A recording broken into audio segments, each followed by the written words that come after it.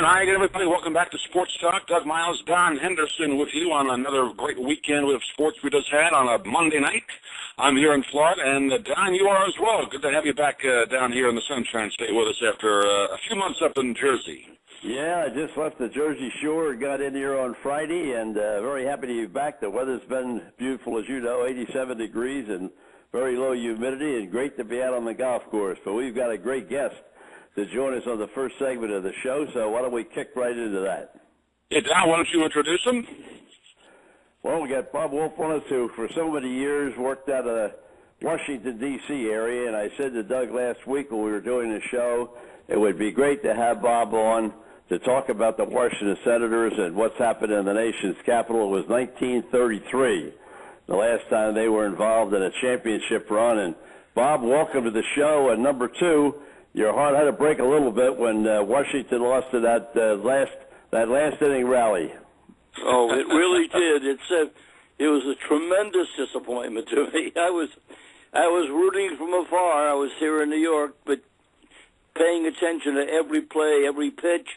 You know, I've never been a great fan of a 3 out of 5 series because baseball is a game of consistency. You play 162 games, and if you are a great team, you may win 90 games. That means you're going to win over 70 right away. So to be in a 3 out of 5 series, there's so much luck concerned. You just need one good pitcher, a good relief pitcher, a couple of guys hit home runs, and you get off and you win them.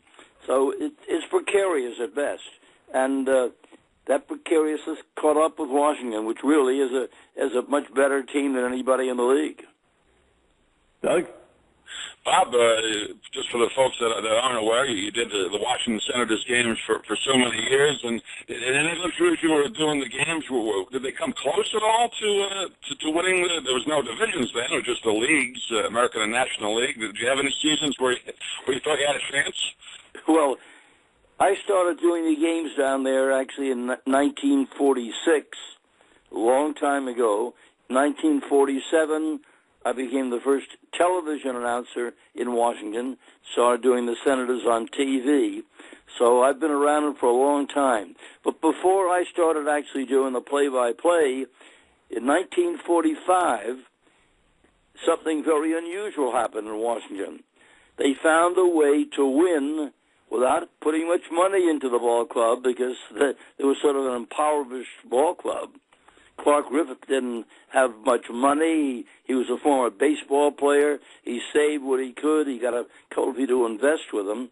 But he only had enough money to get 1 or 2 good players, and the rest he had like an all-star cast, the best that he could get. But in 1945, they came up with the most unusual plan. They found out that if you could find a good knuckleball pitcher, you didn't have to pay him much money because they weren't very much in demand, and they were very glad just to get a job. So he decided not only to get one knuckleball pitcher, but the entire staff that year, all the rotation, were all knuckleball pitchers.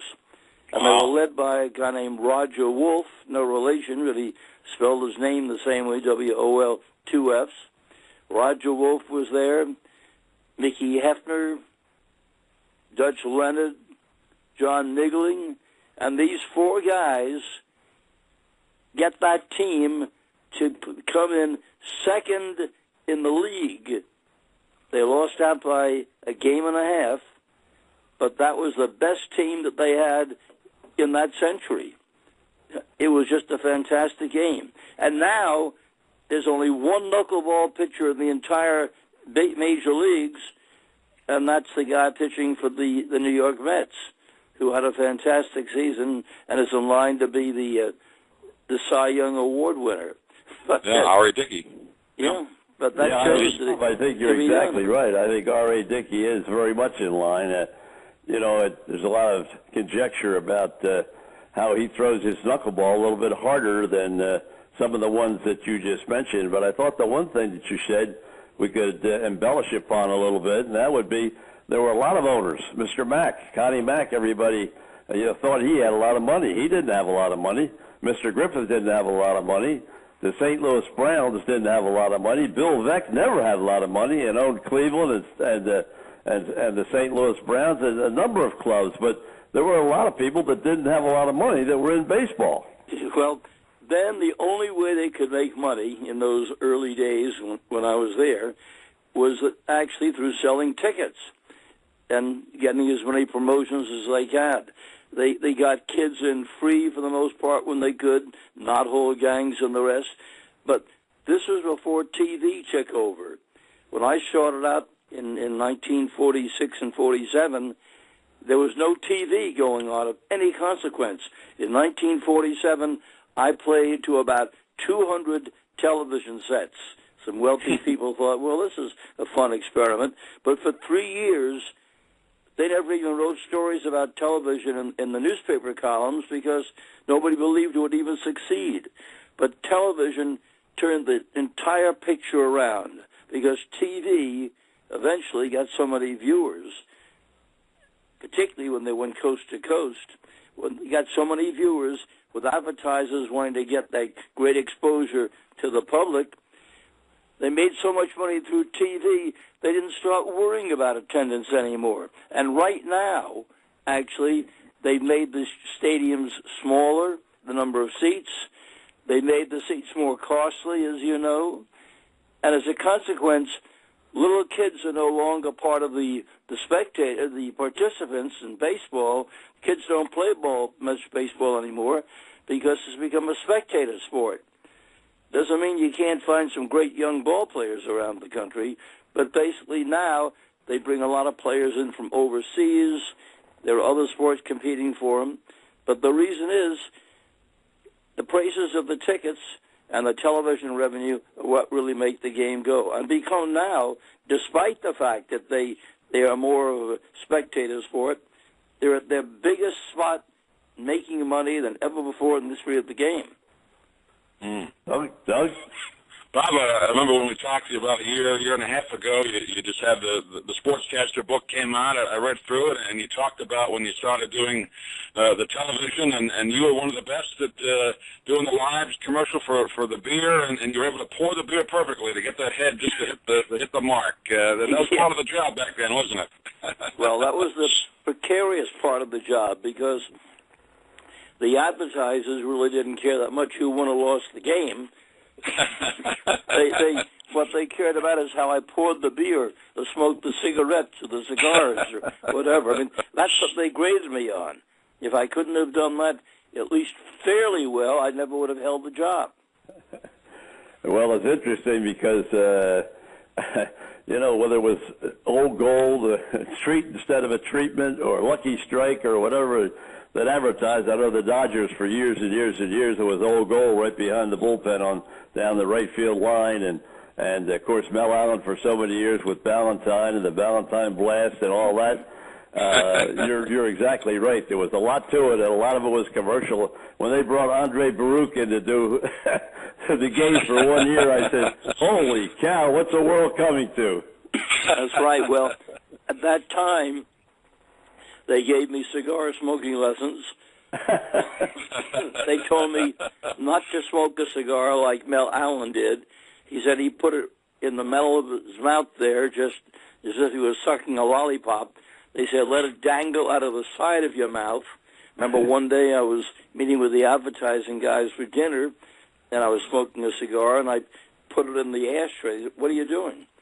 I said, I'm about to eat. I'm putting the cigar on the ashtray. He said, once that cigar gets in your mouth, let it dangle there forevermore.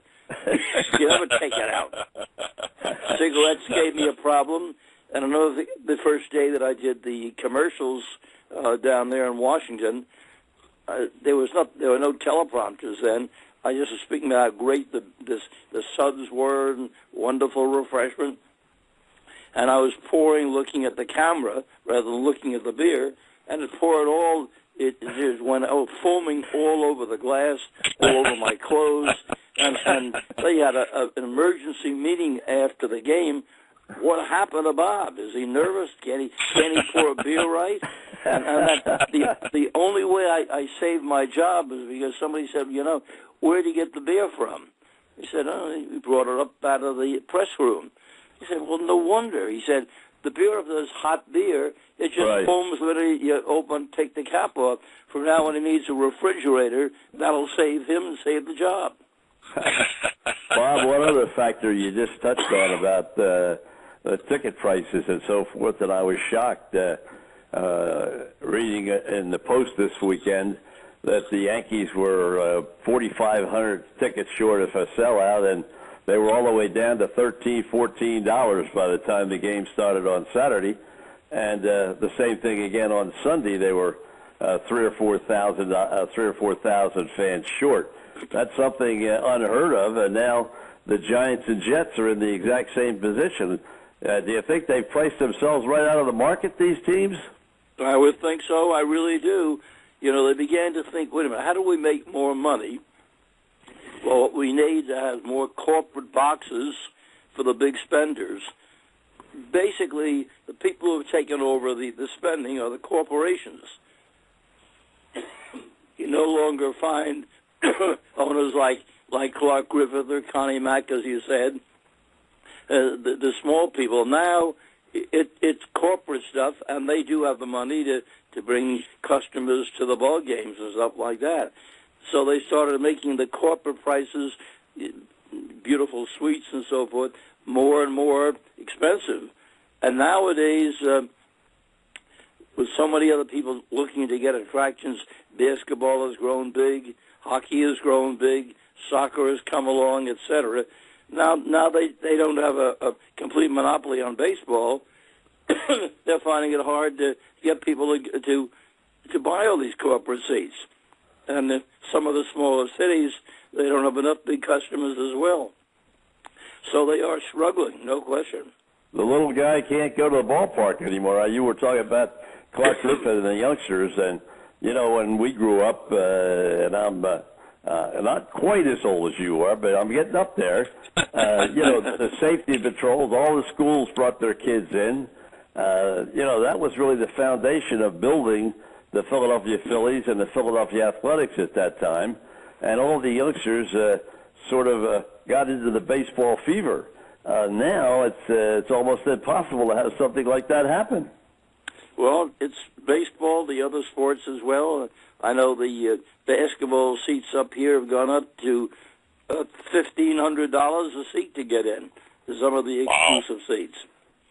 You're the only one can afford that. No. Only a few people who are billionaires or corporations that say, well, that'll help us to woo our great customers that you want to entice. We'll get seats for them. Doug? Talking with the great Bob Wolff, who joined us from up in New York today. Did like we talked about the Senators games, did the Knicks and Rangers. All the people up in New York remember him from the Channel 9 games. And Bob, we got to talk a couple of minutes. Last week, I know, was the anniversary once again of the Don Larson perfect game. I had a chance, I think, Don, you might have as well, to see the video they put out of the broadcast, and it also had your radio call on it as well. You could put that over the picture, and what a great game that was. And I guess there probably doesn't have a time in the fall where you don't think back on that game, huh? You know, that was just fantastic to have that experience. And I was very fortunate because in those days when I started to broadcast, the only way one could get a World Series assignment was to be the voice of one of the two contending teams from the National League or the American League. They had 4 announcers when TV finally came in, 2 on the radio and 2 on the TV. Well, I never could be with Washington the voice of a contending team for the American League and National League, so that took away that possibility. Then one announcer would come from either the national TV network or the radio network, and although I was doing a lot of network shows, I was not the number one at either TV or radio as far as exposure on the networks. And the other announcer, the last announcer, was the complete property of the sponsors. And at that time, the Gillette Safety Eraser Company owned all of the sports rights, including the World Series. So every once in a while, when the Senators played up in Boston, I'd stop by to the Gillette factory up there and meet the executives, and we'd have lunch together. And one day they said, "What would you like to do as your ambition in sports?" And I said, "Work for you, do some of your World Series games." And they said, "Well, tell you what, Bob, you're in our mind as a possibility, but you have to get one more something big along your resume so we can justify putting you on." But they said, "We think that time is coming." And that time came in 1956 when the All-Star game was played in Washington. And they said, "Well, we need Bob as a Washington announcer on that game." So they put me on that All-Star game, and apparently they liked my work. He said, "Bob, you've made our Gillette team. This same year you're going to be on the World Series." And that's how I happened to be right there for the Don Larson perfect game and Jackie Robinson's last major league hit, which won a game to 1-0 with his 10th inning hit, which drove on the winning run. But then Gillette said, "Okay, you're with us." So I did the 58 series for them, 61 World Series, and then I went to NBC to become the Game of the Week announcer. When they lost the contract, I went over to ABC to do it. And then after that, I joined Madison Square Garden I worked for more than 50 years doing their play-by-play. So, but that one big break that Gillette gave me that chance was really a turning point in my career. Well, Bob, let's just talk about the present, because you've done a lot of great things in the past, but you're also still working out there on Long Island, and you were at Yankee Stadium. You covered what happened this weekend between the Yankees and the Tigers. You were closer to it than any of us when Jeter went down. We talked about it a little bit before we went on the air, and the fellows on the broadcast also talked about it. It didn't look as though he rolled his leg or his ankle. It didn't look like he twisted his ankle. It looked like just the wear and tear of the last 5 or 6 weeks trying to play. It was, I guess, so weak it just collapsed on him, Bob. Well, your perception is the same way that I saw it, and I've studied the TV, the replays of that. You know, for the last 2 weeks, he's been hobbling around on that ankle of his.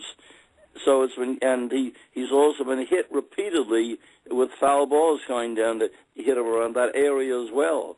And I guess that the muscular fiber by this time had just gotten weaker and weaker. It seemed to me it was a routine dive for the ball, reached out, his legs in no way were any grotesque position, and then he just lay there as if he just couldn't get up and collapsed. So it was a fracture. That can be just like a small break somewhere. But, you know, the wear and tear on a shortstop's legs is pretty tough, particularly if they dive for balls as he likes to do. Right. And he's one of the few players who never complains about being hurt. Anytime he's asked, "How do you feel?" "I feel great, let's go." So it's one of those things that just came, I think, with age. And speaking about age, who would believe that today you find ball players, one after the other on the Yankees, around the 39. Pettit is 40 years old. Ichiro has been a sensation. He's, 38 or 39. Ibanez is 40. 40, yeah. And Ibanez has been amazing. You know, his clutch hitting with home runs. But this team is out there, one of the oldest teams I've ever seen play.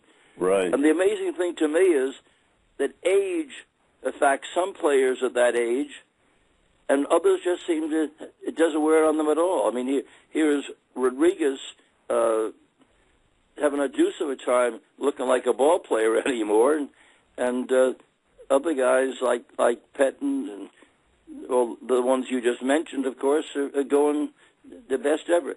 Ichiro is a fantastic guy. He runs faster than anybody on the team. Right. So it makes me feel a lot better when the old guys are still doing it.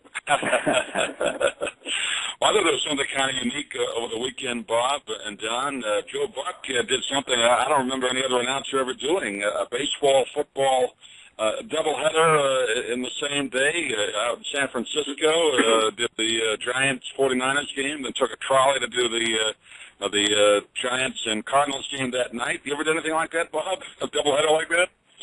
Oh, yeah. You know, back in the early days when I was starting out, first of all, I got a big break because I worked for people like Dumont in the beginning, where I did every sport that they had.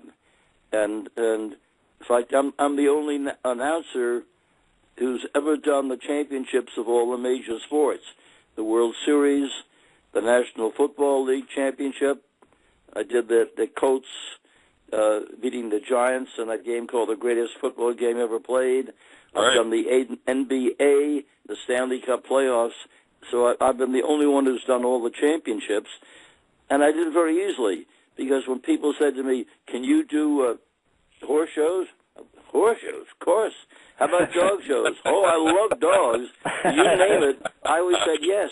Didn't mean that I knew the sport well. It meant that I could just go out and spend every extra hour learning the sport, reading about them, speaking to the coaches, managers, and so forth. And once you do it once or twice, you've learned it. And I have big boxes still with my notes on each sport that I've done. And I really think that I've done the amateur sports, the pro sports, and I'm still doing it. In fact, right now, all these home games of the Yankees I'm playing, I've been doing shows at Yankee Stadium. Amazing, amazing, amazing. And as you said, when you talked about some of the great players that are playing, like Ibanez playing at the top of his game, Bob Wolff is at the top of his game. You're just getting started. I've fooled the people for a long time, but I'll tell you the truth. You know, people have talked a lot about what I do, and I've sort of written this book, which is out now, How to Make It in Sportscasting. Yep. And the subtitle is With or Without Talent. Because I've never viewed that I have any particular talent for it, but I've learned one thing, that this is supposed to be a journalism endeavor, and in many ways it is. I mean, you have to know what a story is, how to pursue it, and how to present it. But I felt that the big part about this show and the play-by-play is the tone of one's voice.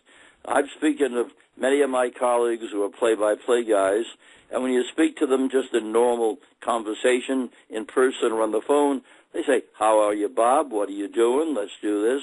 It's just a normal tone. But they've all learned that they have to use an announcer's voice, and the tone of the voice is what counts. Right. So if you hear the famous calls of our day, it's nothing to do with journalism or the words. For example, Russ Hodges, the Giants win the pennant. You know, he's yelling, the Giants win the pennant, the Giants win the pennant. It's the tone of his voice that makes the difference, not the words. Right. So I've just gone out, when I've done games, for television I speak more normally, but on radio I'm always up at a higher tone, and you keep hoping you get exciting moments so you can get up to that higher register. And one of the things I couldn't do in Washington was get up there to show the excitement, because they rarely got up to do anything exciting. So when I finally got a chance to yell, like Larson's, it's a no-hitter, a perfect game. Yogi Berra leaps on Larson, and on. You know, that was like you must have gone up a little bit when Mickey Mantle hit his longest home run at Griffith Stadium. You must have done all right with that one. Yeah, but that was an odd one. I've done quite a few Mickey Mantle home runs, and the one that he hit in Yankee Stadium against Washington, most of the records were set against Washington, by the way, but the one he hit in Yankee Stadium was within a foot of going out of the ballpark, which nobody had ever done. And that was one where it was, you know, it was up there. I had enough time to say, look at this one. What a shot. It's mounting. It may go out of the ballpark. It's up close to the roof, you know, like that. But in Washington, there was a gale blowing out to left field. He hit this line drive. It nicked the National Bow sign on the way out and landed outside the ballpark. And this was one in awe. Did you see that? That line drive actually went out of the ballpark. That was amazing. Well, you know, Bob, I'll never forget it. To this day, I think it's hard. I saw Frank Howard when he was playing with the Dodgers. He played at Yankee Stadium, and Whitey Ford was pitching. And Frank Howard hit a ball that I'm going to say Whitey Ford just threw his glove up at it. He didn't touch it, but he threw his arm up. And that ball never got higher than Whitey Ford when it hit behind the monuments in center field. Now, he only got a double out of the hit. It got out there so fast and bounced back that he had a tough time getting into second base, even from 451 feet away. But that's the hardest ball I've ever seen hit. It's amazing. I mean, and the great thing about Mantle, which made him, I think, a distinctive hitter, is that not only did he have tremendous power from either side of the plate, which very few power hitters do, but also he could get down to first base faster than anybody in the league. I mean, he could run so fast. Right. So that to me, he was a triple threat, either side of the plate and run to first. He beat out bunts with 2 strikes, drag bunts. It was amazing. He was an amazing hitter. Well, every time he got into a little bit of a slump, that was one of the real ways that he wouldn't get involved, like, what's happening in the present day where nobody can bunt. He could bunt as well as anyone. And if he got himself into a 0 for 7 or 0 for 8, 0 for 10, he could always lay down a bunt, drag bunt, and beat it out and break the over. Yeah, it's amazing today. Now, for example, in New York, the Yankees have an unusual team. It's comprised of guys who don't hit very well. A lot of guys with low 200 batting averages, some under 200, but they have enough home run power that sooner or later somebody's going to hit a home run. Except in this series that we've been playing up to now, the division series, and so far against Detroit, they haven't been doing any very much home run hitting either. Except no, it's caught up with them now. They've got, against good pitching all year, they struggle. As you said, Martin has been right around, I think he wound up the season somewhere around 205, 206. And Granderson, of course, hit around 235 and had 41 home runs. But against good pitching, the Yankees are showing right now in the last series and now in this series, they're really struggling offensively. Oh, they're shut out. In the last game they played, they got 4 hits. You know, and these are guys who during the year against the more mediocre pitchers right. hit the ball. But as you said, against good pitching, now they got to face Verlander pretty soon, so that it looks like they have a pretty tough chance of staying alive. Bob, the last question for me, that would be a little bit, you mentioned that very briefly earlier. Rodriguez, he just doesn't look, he looks to me like he's more like 45 than he is 38. I mean, he's not running well. Now, whether it's the injuries he's had over the last 2 years have really changed the complexion of his game, but I've never seen that much of a drop-off that quickly. No, it's amazing, particularly when they break a curveball in on his close to his body. He just sort of flails at the ball as if he has no idea of even coming close. Right. But he's in a difficult position, you know. It's a difficult position for the manager. Do you mention a guy who was 5 years still to go, over $100 million? $114 million he still has coming after this year. Wow. So what do you do? I'm afraid they're going to have to pay him off some of that. I mean, when he worked out his last option, it was only Mr. Steinbrenner himself that got involved and signed this contract with him. I don't think Cashman or anybody else really within the Yankee organization wanted to do it. I guess it was just George himself that made the decision we're going to sign him, and because his agent couldn't get anybody else to even talk to him. Well, the thing that I've never understood is this year, in the past couple of years, we've seen more injuries in baseball than ever before. Right. And yet, the club owners, who like to, most of them are millionaires, say, no, we got to get that guy, I don't care what the cost is. But the chances of a ball player with a long contract lasting all those years is so slim. It's an out gamble no matter what you do. I mean, right. I'd rather give the guy a big amount up front 1 year, say, we'll keep giving you that, but you got to keep playing. Right. Doug, I'll let you finish it off. Bob, I want to say thank you very, very much for spending this much time.